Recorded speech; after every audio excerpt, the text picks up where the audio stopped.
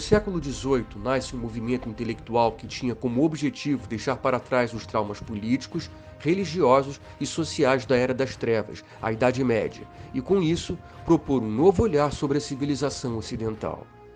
O Iluminismo nasce para defender a razão, lançar luz sobre os mais variados aspectos das relações humanas, políticas e a natureza, propondo mudanças baseadas nos ideais de liberdade, igualdade e fraternidade.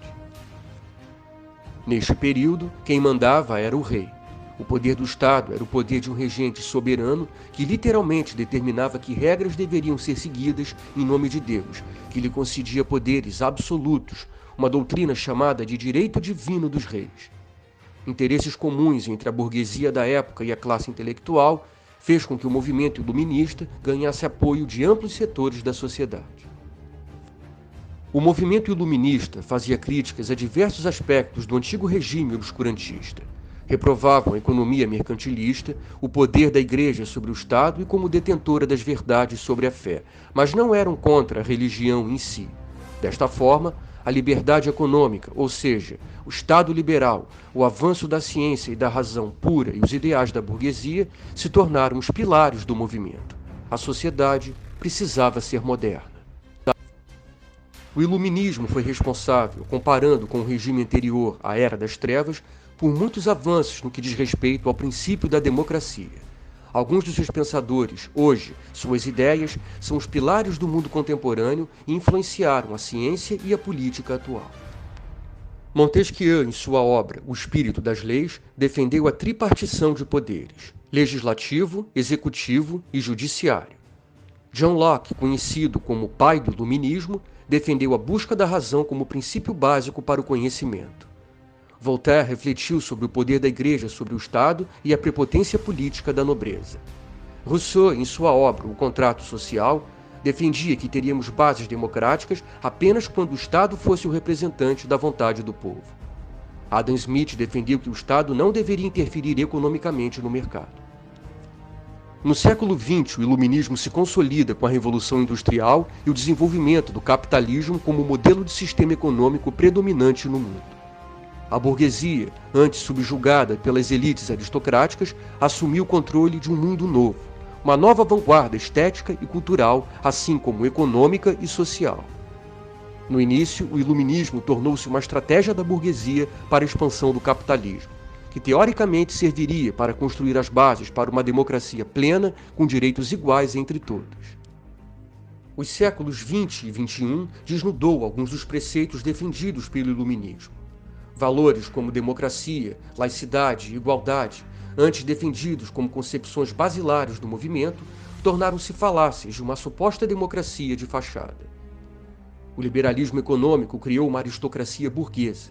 O poder, antes nas mãos da nobreza, passou para os grandes capitalistas que praticavam as mesmas políticas sociais e econômicas.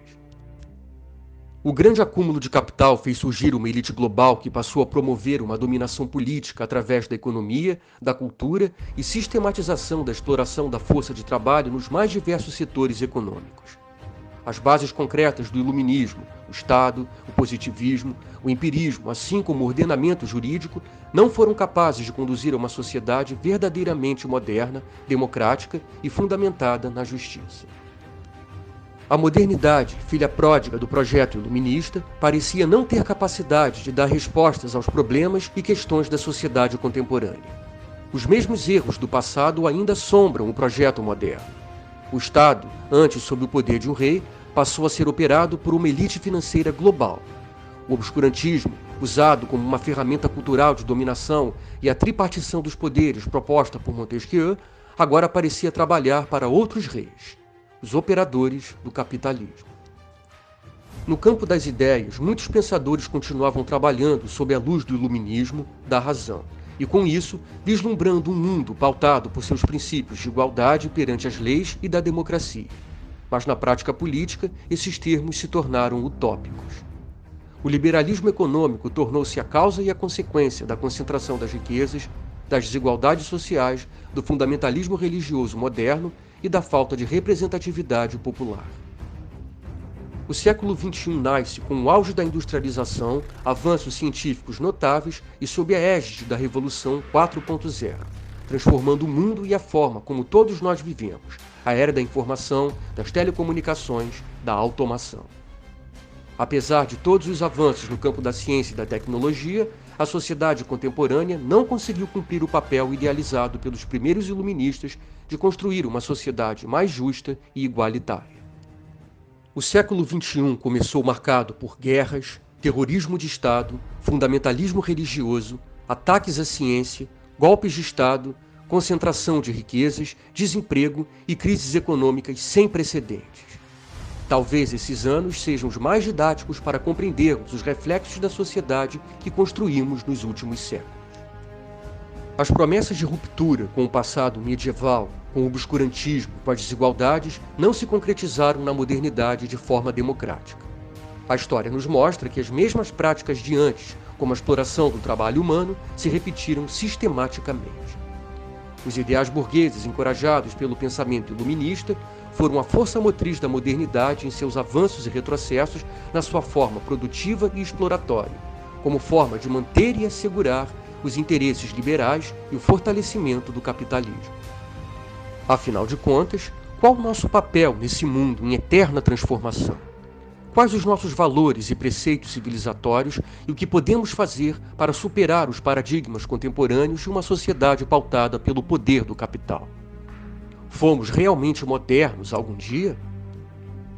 Questionamentos como estes são um bom começo, exercitando o senso crítico, observando a realidade e aprendendo com a história. São os caminhos para que tenhamos consciência de nossa responsabilidade na transformação da realidade. Se desejamos que o poder emane do povo, precisamos, como cidadãos, ter consciência de nossa força, de que nós, trabalhadores, temos em nossas mãos a força de quem tudo produz. A ciência, a política e as leis devem servir ao povo, aos que movimentam as engrenagens da vida e das nações. A emancipação é o único caminho para que alcancemos a justiça e a igualdade entre todos.